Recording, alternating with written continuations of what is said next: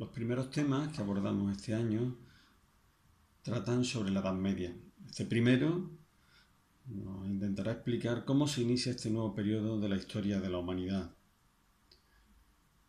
El final de la Edad Antigua coincidirá con el final del Imperio Romano.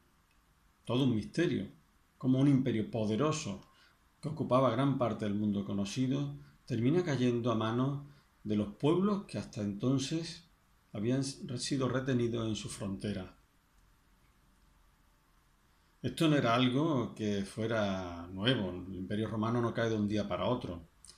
Ya desde el siglo III, el Imperio Romano está sometido a la presión de una serie de pueblos bárbaros que ocupan su frontera, hasta tal punto que hay un emperador, Teodosio, que viendo la dificultad a la que está siendo sometido el imperio, decide dividirlo en dos partes, Imperio Romano de Oriente, Imperio Romano de Occidente, pensando que un imperio más pequeño sería más fácil de controlar. Pues bien, la Edad Media será el periodo que transcurrirá entre la caída del Imperio Romano de Occidente, a manos de los pueblos bárbaros, y la caída del Imperio Romano de Oriente, a manos de los turcos 1000 años más tarde. De este periodo de la Edad Media nos interesan tres escenarios.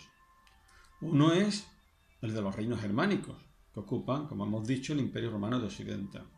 Por otra parte, el Imperio Bizantino, lo que son las fronteras del Imperio Romano de Oriente. Y el tercer escenario que nos interesa es el del Islam, la nueva religión que surge al sur en la península de Arabia, y con esto completamos todo lo que sucede alrededor del Mediterráneo.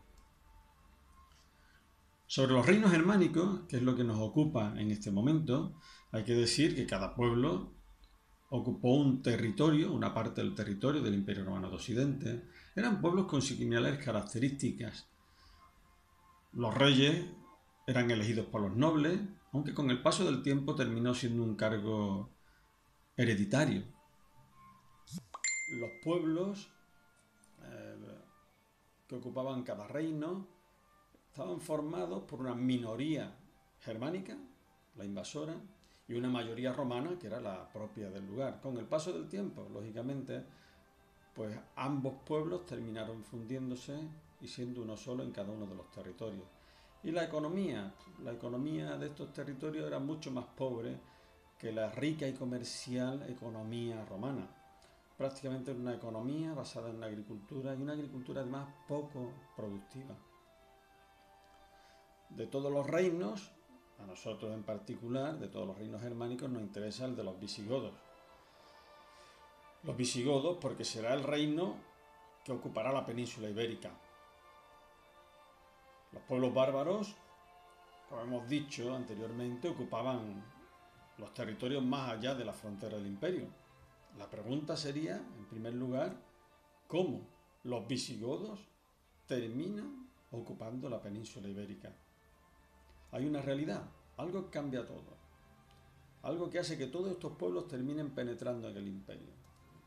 La llegada de un pueblo guerrero del este, los hunos, que presiona a todos estos pueblos que habitaban la frontera del imperio y terminen penetrando en él.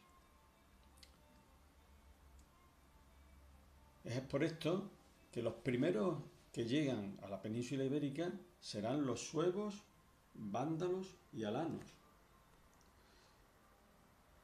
El imperio romano, débil en este momento y que ve cómo le ha sido arrebatado el territorio de Hispania, acude y pide ayuda. ¿A quién pedirá ayuda? Pide ayuda al pueblo visigodo.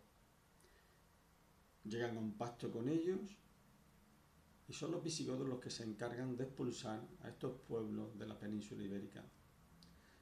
Cuando el Imperio Romano de Occidente cae, los visigodos volverán a ocupar la península formándose el Reino de Toledo. Los francos expulsarán a los visigodos del territorio de la Galia,